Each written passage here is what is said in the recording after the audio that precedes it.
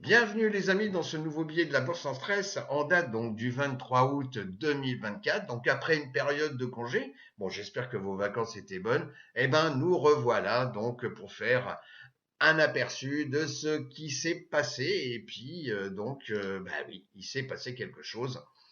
Donc début août. Alors là, donc un petit graphique.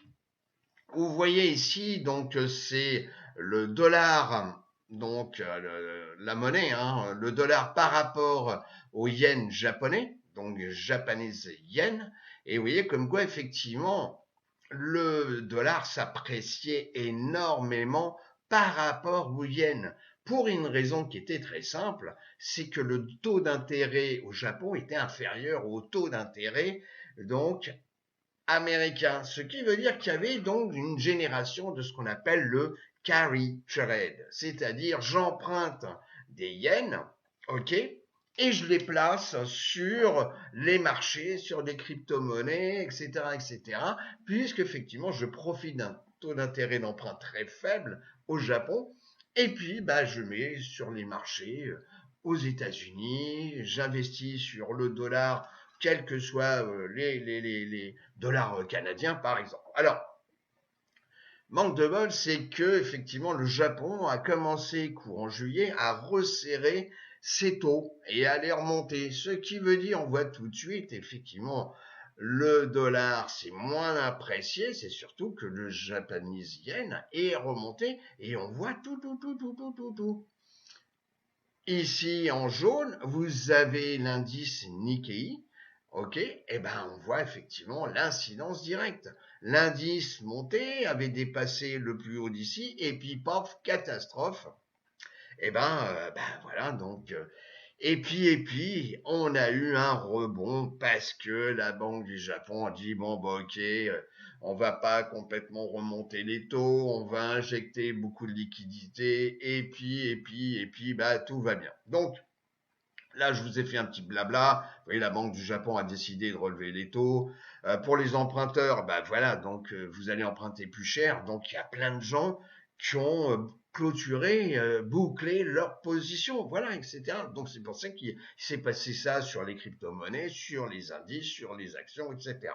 Bon, alors, même si effectivement on n'a pas la science infuse, je ne l'ai pas, je m'appelle pas Irma, mais en tous les cas, on ne sait pas complètement tout hein, sur ce qui s'est passé, mais enfin, il y a eu quand même, il y a toujours, et c'est depuis, alors je vais pas dire que c'est ancestral, mais ça, le carry trade, je me souviens déjà dans les années, à la fin des années 2000, donc 2007, 2000, on en parlait déjà, voilà. On empruntait à très peu cher, donc le yen, et puis ça nous permettait donc de s'impliquer sur d'autres devises ou sur d'autres marchés. Et puis, ben, on gagnait hein, le spread entre les taux d'intérêt américains, par exemple, et puis le taux d'intérêt japonais. Voilà. Bon, alors donc, euh, là, par exemple, hein, on a vu comme quoi le BTC, hein, donc le Bitcoin, donc a rebondi. Hein, il a touché sa moyenne mobile, donc 50 semaines. Bon. Et puis, il y a aussi la peur de la récession Biden, même si maintenant se présente plus donc pour sa réélection. Mais enfin bon. Donc, il y a un problème peut-être qui va apparaître et on va voir quelques courbes. Et puis bon, la peur du conflit, d'un conflit de troisième guerre mondiale, etc. Bon, il y a cette peur aussi qui apparaît. Alors, ici, je vous ai indiqué donc une courbe, c'est une courbe de récession.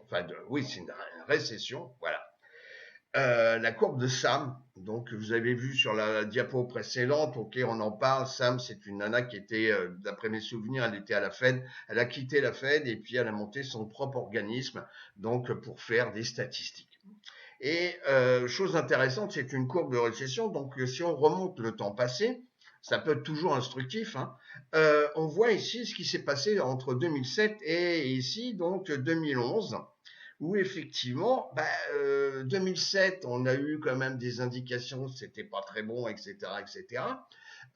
Et puis, bon, bien sûr, il y a eu aussi hein, la crise au niveau des montages, des mortgages donc douteux aux États-Unis, et donc effectivement la faillite de Lehman Brothers, etc., etc. Mais bon, Et on voit comme quoi la courbe avait bien monté. On la retrouve ici montante, mais ça c'est 2020, où on a bloqué, donc à cause du Covid, etc., l'ensemble des économies. Et puis aussi, il y a une petite indication, elle vaut ce qu'elle vaut, c'est la moyenne mobile, donc 200, donc ici on est 200 mois. Et on voit comme quoi, quand la courbe de récession casse cette moyenne mobile, eh ben, on revient en 2007, c'est quand même le moment où on a eu cette crise, donc économique aux États-Unis, où les indices ont tapé un plus haut en 2007, et à partir de ce moment-là, ben, les indices ont commencé à baisser. Voilà. Et c'est valable aussi pour le Nasdaq, bien sûr. Et là, on arrive à ce petit point-là où on risque de croiser à la hausse la moyenne mobile 200 qui est un peu plate. Bon, alors attention, attention. Je suis pas là en train de vous dire, il faut avoir peur, mais je n'ai pas la boule de cristal, mais il faut faire attention. Également, ça c'est donc la balance de la dette de l'ensemble des crédits cards, donc des cartes de crédit aux États-Unis.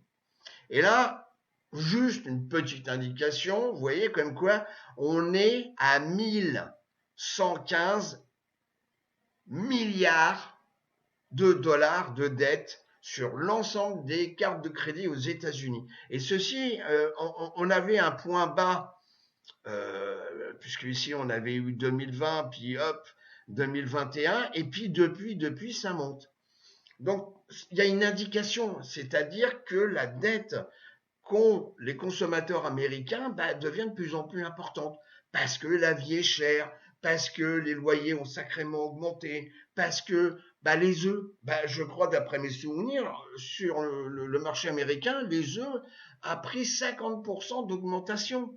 C'est quand même pas rien. Alors imaginez le pétrole, donc l'essence, etc. Donc il y a un problème donc de crédit. Bon,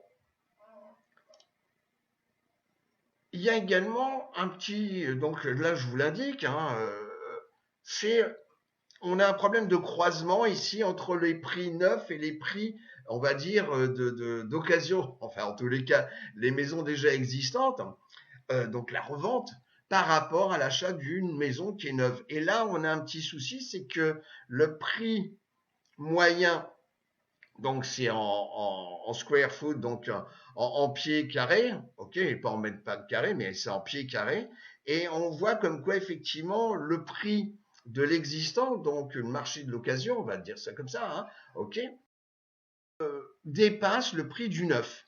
Bon, et là il faut faire attention.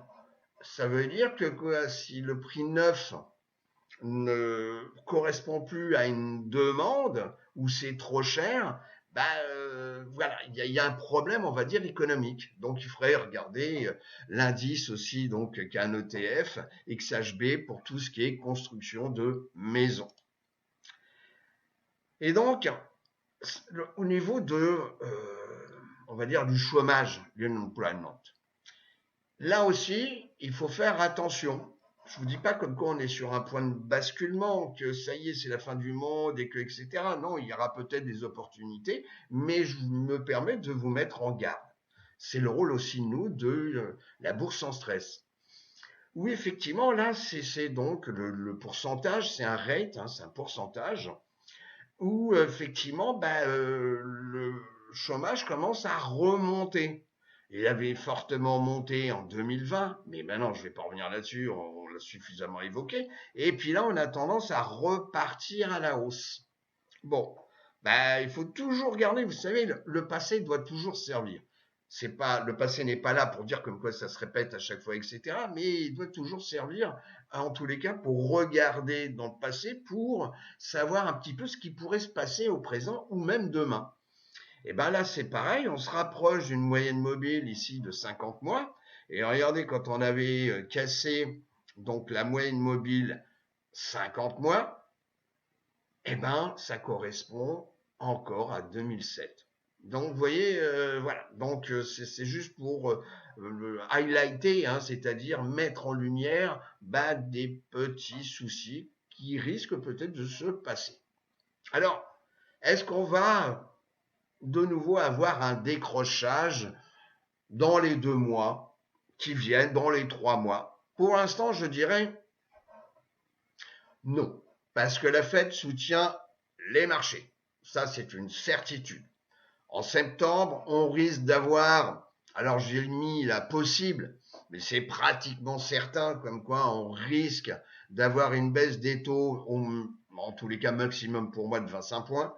Bon, également un côté politique où effectivement la Fed va soutenir les marchés de telle sorte qu'il n'y ait pas de décrochage jusqu'au moment où des élections, donc pour soutenir la candidature maintenant de Kamala Harris. Et ça aussi, c'est important. Bon, je parlerai un jour peut-être aussi au niveau des statistiques, de voir un petit peu sur le SP500, le rapport entre le SP500 et les élections des présidents. Il y a des choses intéressantes, mais j'en parlerai ultérieurement. Alors, le VIX. Le VIX, eh ben, oui, on a dépassé les 60, on est monté à 64, donc le 5 août. C'est quand même pas rien. Hein. Alors que, oui, en VGT, on était en dessous des 17, hein, donc qui était pour moi un niveau de support, parce que pendant un bon bout de temps, on naviguait là-dessus. Bon, j'ai gardé résistance support. Et moi, ce que j'avais fait, c'est que pour protéger mon portefeuille, donc protéger mes positions, parce que ça peut décrocher vite, hein, regardez à quelle vitesse ça monte, le VIX, et à quelle vitesse il redescend. Donc le choper à ce moment-là ou le choper là, bah, si le VIX par exemple monte, eh ben l'achat de call par exemple monte. Hein. Donc j'avais au mois de mars, oui c'est ça, le 28 mars, je crois que j'en avais parlé dans le billet et tout, etc. J'avais pris position sur l'achat d'un call VIX, donc un call VIX 23 $, donc voilà, 23 $, pour l'échéance de septembre, le 17. Bon, je l'avais acheté à 1,82. Donc, c'était peut-être une assurance que j'achetais. Si vous voulez, c'est comme votre voiture. Vous dépensez une assurance, et on voit tout ça pendant les formations. Vous dépensez dans une assurance, mais si ça se trouve, l'assurance va servir à rien. Vous n'allez pas casser la voiture, vous n'allez pas avoir d'accident, on ne va pas vous la fracturer. Bon, ben, donc c'est un coût. Mais c'est une garantie pour votre véhicule. Et ben, j'avais fait la même chose grâce aux options. J'avais protégé mon portefeuille. Alors, bien entendu, pas la totalité. Si vous voulez, je n'avais pas payé une assurance pour votre maison. Vous avez multiplié par 4 la valeur réelle de ce que vous avez à l'intérieur. Ça sert strictement à rien puisque vous ne serez pas remboursé. Mais j'avais pris quand même, j'avais dépensé pour protéger mon portefeuille. Et puis en me disant, bah, de toute façon, peut-être qu'il va se passer quelque chose. Je ne sais pas, je ne m'appelle pas Irma. Eh ben, tout compte fait, j'ai revendu, vous voyez, mon call 23 $, la même échéance. Alors on voit aussi pendant les formations l'érosion du temps, comme quoi, bah, effectivement, un call, si le VIX ne bouge pas, bah, de toute façon, on a l'érosion du temps, ce qui fait comme quoi il y a une perte de valeur de l'option. Mais bon, rassurez-vous, on voit tout ça pendant les formations. Et je l'ai revendu, alors vous voyez, le 2 août. Alors le 2 août, je ne pouvais pas imaginer que le 5, on allait péter le truc, le compteur. Ça va tellement vite. Bon, ben, je l'ai vendu quand même le vendredi, donc 2 août. J'ai attendu de me rapprocher ici de la valeur des 30 et je l'ai vendu à 2,60. Donc, ben, vous faites le ratio, hein, 2,60, donc revendu avec un achat de 1,82, et ben effectivement, et ben j'ai protégé à hauteur de 40% donc de plus-value ici mon portefeuille et je l'ai vendu donc le 2. Bon, eh ben, on va me dire, ah ouais, mais Philippe, tu aurais pu attendre lundi. Mais lundi, je ne savais pas vraiment qu'il allait se passer ça. Ok. Bon, mais en tous les cas, j'ai quand même protégé donc mon portefeuille. Alors, au niveau, donc, vous voyez comme quoi, ça c'est depuis le début d'année. Alors comme quoi, vous voyez, s'inquiéter, ça sert strictement à rien. Pour l'instant, je pense que les marchés sont calmés simplement pour des raisons donc d'élections présidentielles aux États-Unis. Voilà, c'est tout. Donc voilà, la Fed est derrière, tac tac, les petites ficelles. Bon, cependant, parce qu'il y a eu des gens qui ont peur, hein, NVDA, des BC, machin truc et tout, etc. Bah, quoi qu'il en soit, hein, je suis désolé. Ça, c'est depuis le début, depuis le premier, enfin pas le premier, c'est férié, depuis le 2 janvier 2024. NVDA, on a 161% de progression. Apple, 18%. Microsoft, 11%, j'arrondis. Ok, Amazon, 16,52%. Bon, hein, voilà, donc 63 ici. Bon, j'arrondis toujours.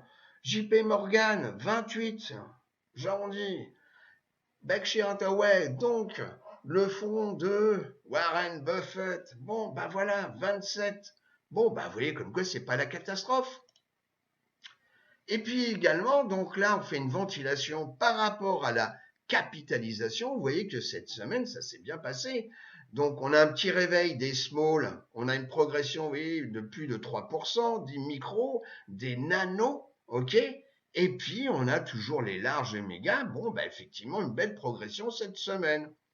Et on regarde toujours depuis le début d'année, eh ben les mégas, c'est elles qui ont tiré. Donc les mégas, je vous rappelle, hein, c'est des sociétés de plus de 200 milliards donc de capitalisation. Eh ben les mégas tirent tout. C'est elles qui tirent les marchés depuis le 2 janvier 2024. On l'a dit, je me répète, ok, bah c'est toujours vrai. Et puis petite chose quand même intéressante.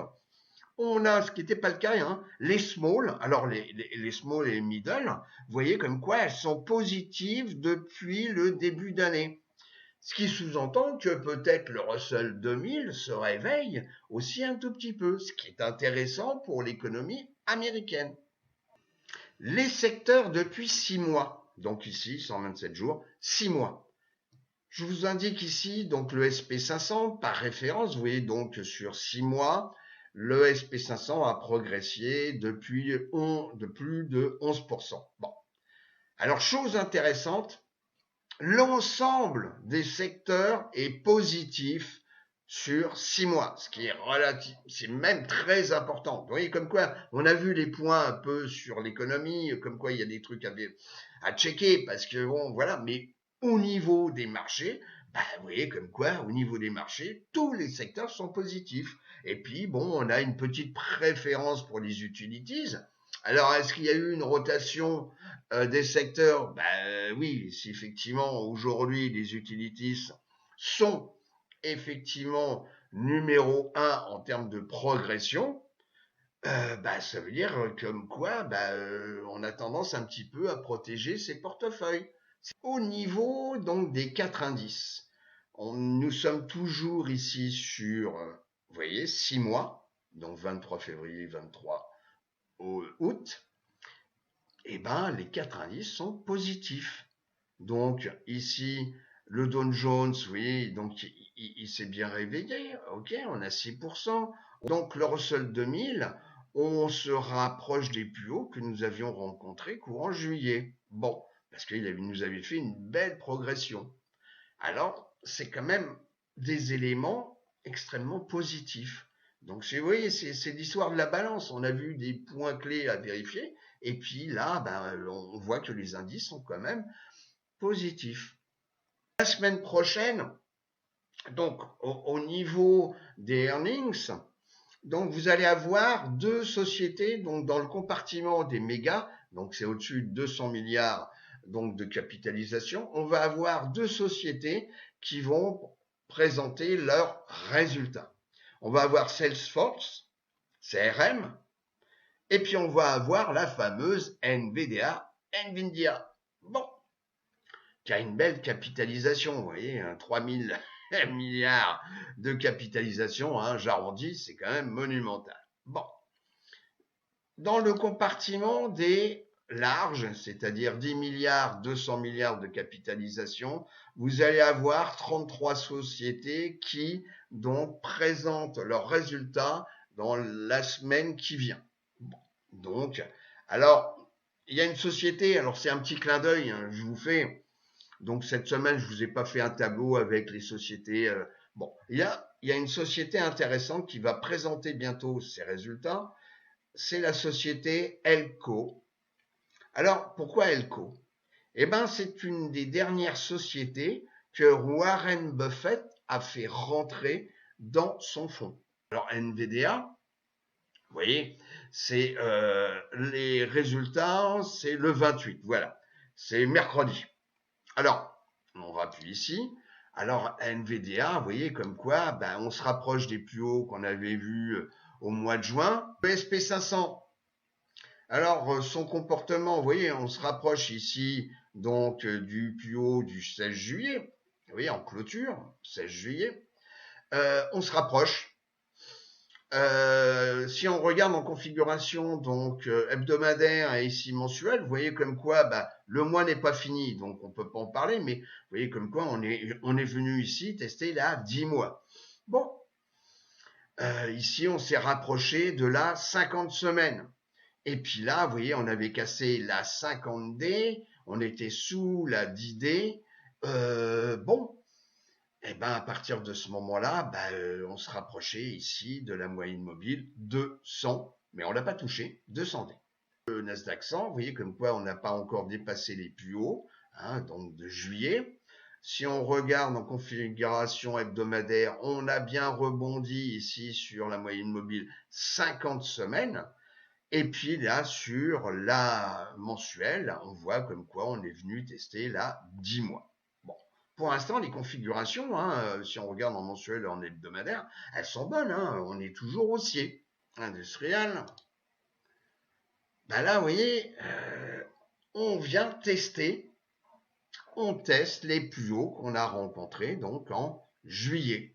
Alors, est-ce qu'on va casser bah, peut-être, peut-être pas. Bon, oui, un indicateur ici qui me dit comme quoi on n'a pas tout à fait. Mais bon, faut se méfier. Oui, c'est comme les marchés sont un petit peu manipulés. Bon, ça m'étonnerait pas qu'on casse ici. Hein. Et puis le Russell 2000. Bon, bah le Russell 2000, vous voyez, bon, il est venu tester la 200D, c'est clair. Ok, on voit bien ici qu'il a testé également la 200 semaines. Bon, et puis, bah ici, il avait testé là 50 mois. Et puis, il avait traversé là 10 mois. Bon, mais pour l'instant, vous voyez, la configuration reste quand même assez positive. Alors, ça fait longtemps que j'en avais pas parlé. Donc, c'est un indice. Donc, le Nice Fang. Donc, tout ce qui est Fang, Facebook, etc. Bon, c'est vrai qu'on l'a un petit peu oublié parce on va voir, il y a un autre indice qu'on va voir juste après. Donc, les Magnificent Seven. Bon, mais je le remets quand même parce que c'est intéressant parce que vous voyez comme quoi, typiquement en daily, mais alors, on est venu pile poil taper sur la 200 jours et on est rebondi, on a rebondi. Bon, là, on vient clôturer sur la 50. Est-ce que ça va repartir vers le nord? Est-ce que ça va tenir? Bon, je ne sais pas, ce sont les jours prochains qui vont me le dire. Et puis, les Magnificent Seven, à travers un ETF, donc MAGS, donc avec les options, on peut le traiter, je vous rappelle, même si c'est un ETF américain, ça c'est les avantages des options, on peut traiter donc des ETF américains, ce qui n'est pas le cas si vous voulez traiter directement les ETF quand vous êtes résident européen, bien entendu. Là, c'est pour les résidents européens que je parle. Bon, ben là, vous voyez, même chose. Bon, cet ETF est récent, donc on voit un tout petit bout là de rouge, donc la 200D. Bon, ben c'est tout récent, hein, vous voyez, ça a démarré hein, au mois de novembre, hein, cet ETF, donc c'est assez récent.